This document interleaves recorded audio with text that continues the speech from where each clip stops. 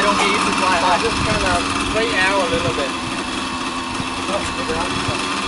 Bây giờ combo nóng á, combo nóng á. That's it. Bắt đầu nó bay mũi cái. Không cần, cái này cái này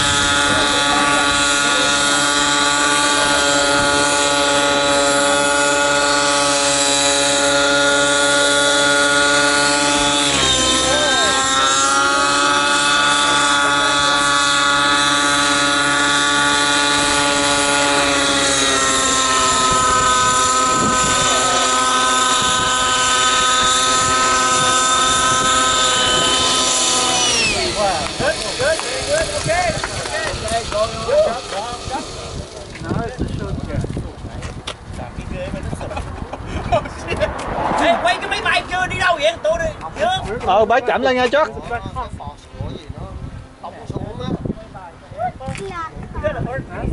Oh my god, why is this crack? I'm taking shit. I thought it was gonna. Yeah, it's towards the It's an arrow. Oh, okay. Oh, it looks like a vulture. It looks like a vulture. When a vulture. 没有，刚刚那个断掉了。我看见那个掉下来，那个掉断掉了，吓我一跳。我看见掉下来了。这个慢点怎么办？一个对，两个就 crash 了。我刚刚以为就是那个，他们说快放掉，快放掉。嗯，我看这一个它收起来往后来收，挺难。它其实是很快。嗯，Hey. Faster. Faster.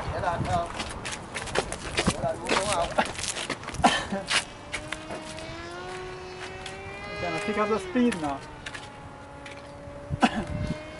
Whoa, it's coming right at us.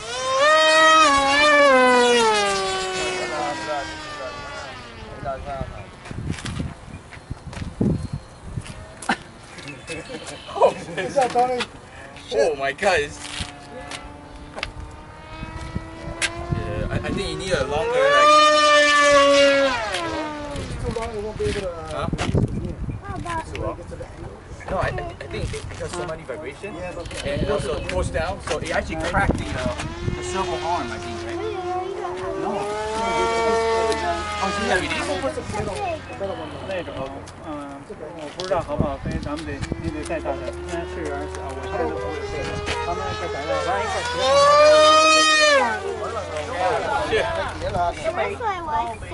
停这儿，我觉得这有，这还有6、4年，6、7、8、4年时间可以好好学一学。过来看看。飞了。Thì bây giờ biết cho cái đầu nặng nữa thì nó ok. Đầu cái này nó quay lên hết luôn rồi. 我们是接无聊的。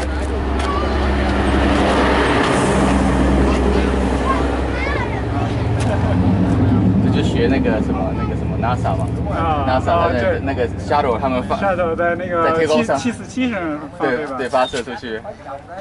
那个据说是节省它的燃料油对。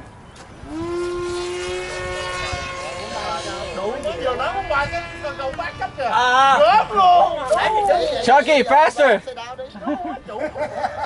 Chủ mua bài gì mà ghê thiệt các em. Của mình bay đi, làm gì sợ đáp luôn. Đáp vừa cỏ nè. Anh Sơn thả mà cũng như mà được mà anh Châu mà anh đem ghệ ra cái xong cái mình kêu. Anh biết bài thử giùm anh đi chót đồ. Quên. 我不晓得他不知道怎么回事。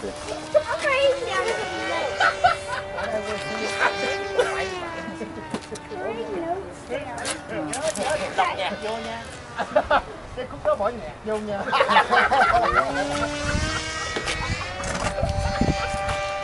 Đây sao Tony? What happened? Why so slow? No, SME, you open up. It climbed. Anh Dương muốn tới đáp vô. Ông ơi. Không có đáp được đi, đáp đi. Đi, tao đang quay phim mà. Oh yeah. Đáp vô cỏ.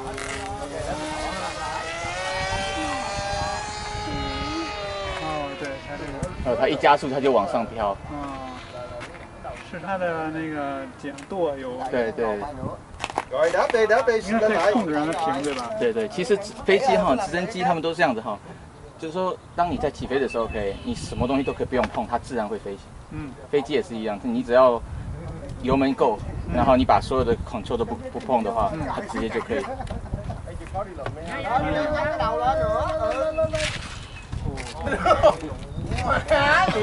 Sao nữa? Đúng rồi, nó xếp.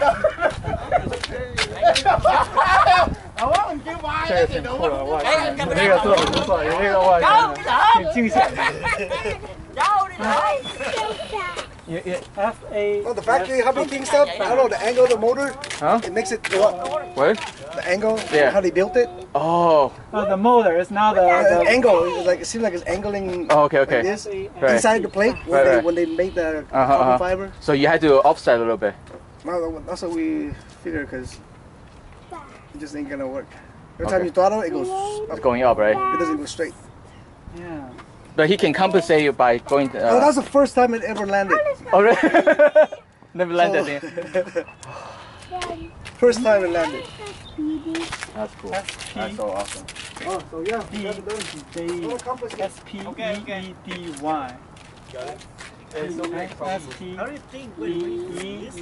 SPEEDY. No, actually, I didn't feel it. I was shocked. Oh, is it good this one? No, it didn't affect me. When you're actually coming down, right? The helicopter is shaky, but it's okay, right? But the thing is, I got shocked. Like, holy shit, the thing's hanging. Oh yeah, even though I didn't fly, I shot too. See? It's hanging right there. Yeah, so actually we got enough height, so when you drop, right, you still can, you know. Yeah, just lucky on that. Yeah, it's see, lucky. very risky to do this thing. No, he did a good job. Oh, the servos. Okay, done.对了 Because there's so much force. Airplane, Oh, plane, down fast, right here. speedy. You got a metal arm? Okay. Plane, fast, Okay rồi, Dương. Lấy được cái hang tặng tem. How does that cool? Cho nó bị gớm á. COOL. Cool. Ồ, tự nhớ ông Sơn có đục lỗ đó. Chứ nó đâu đục lỗ đâu. Không biết mẹ bên trong luôn. Bây giờ có lỗ rồi nè. Bây giờ có. Plane, fast, Đâu. Giờ mình có lỗ rồi. Oh, shoot. 走了好吗？我们叫 It's just landing like this. I thought you were so smooth.